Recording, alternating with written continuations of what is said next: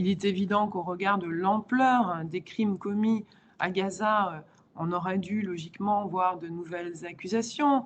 On aurait pu envisager tout de même l'arrestation de Benjamin Netanyahou, car pour avoir un procès, il faut que les personnes soient arrêtées. Or, c'est loin d'être envisagé, enfin c'est loin d'arriver en réalité. Une fois, si jamais il pouvait être arrêté, le procès n'aurait lieu que longtemps après. Donc il ne faut pas attendre de toute façon ce processus judiciaire. Et je crois qu'en effet, la Cour pénale internationale fait l'objet de menaces, je ne crois pas, c'est évident, de menaces majeures. Si je prends la dernière lettre du président Macron au Premier ministre israélien, le président Macron parle à un ami, parle d'amitié avec Israël. Donc il est clair que les États occidentaux ne sont pas prêts à arrêter les dirigeants israéliens.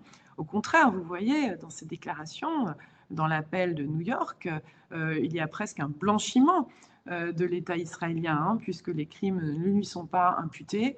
À l'inverse, tout est rapporté à la responsabilité prétendue du Hamas. Donc, il faut espérer que les mandats d'arrêt de la CPI aient quand même un effet, au moins symbolique, mais on voit même que cet effet symbolique est en train d'être atténué par les proclamations d'amitié avec un dirigeant israélien qui est, on doit le dire, qui est tout de même un grand criminel et qui participe du génocide à Gaza.